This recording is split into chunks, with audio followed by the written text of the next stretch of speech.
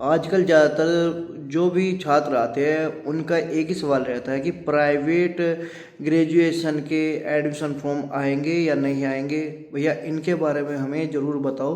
तो दोस्तों, जहाँ तक मुझे लग रहा है उसके बारे में आज चर्चा करना है कि प्राइवेट एडमिशन के फॉर्म आप लोगों के आएंगे या नहीं आएंगे।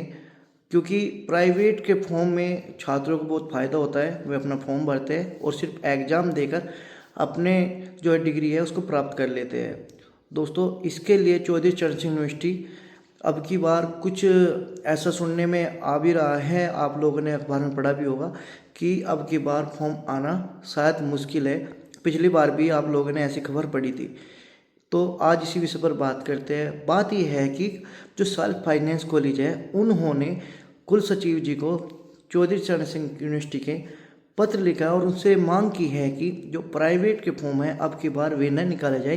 क्योंकि जो बच्चे रेगुलर कोर्स कर रहे हैं नई शिक्षा नीति के अनुसार, जिसे हम बोलते हैं एनईपी, तो जो इसके अंदर कोर्स कर रहे हैं ये उनके लिए बहुत बड़ा नुकसान होगा, उनके लिए यह नाइंसाफ़ी होगी। वो आप लोग भी समझ सकते हैं कि रेगुलर कोर्स करने में और प्राइवेट कोर्स करने में कितना फ़र्क होता है।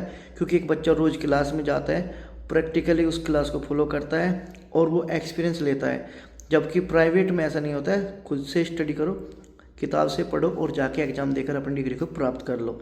तो एक तो बात ये रही। दूसरी रही ओडीएल।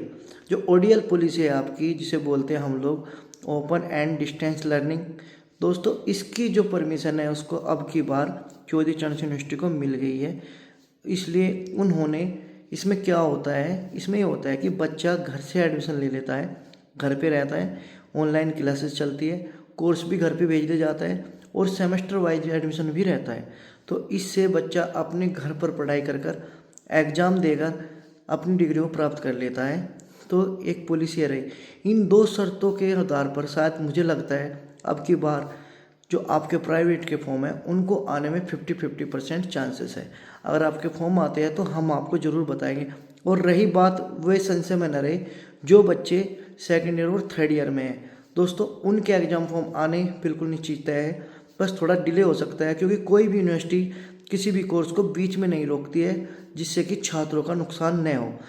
तो आपके जो फॉर्म है उनकी उम्मीद है मुझे कि आपके फॉर्म आ जाएंगे 10 जनवरी से लेकर 31 जनवरी के बीच, कभी भी आपके फॉर्म आ सकते हैं। तो दोस्तों, जब भी आपके फॉर्म आएंगे मैं आपको सूचित कर दूंगा। आप अपने इस चैनल को फॉलो कर लीजिए, चौधरी सर्विसेज डोगट को, और ऐसी बिल्कुल सटीक जानकारी पाने के लिए हमारी सपोर्ट करते रहिए। धन्यवाद। जय हिंद।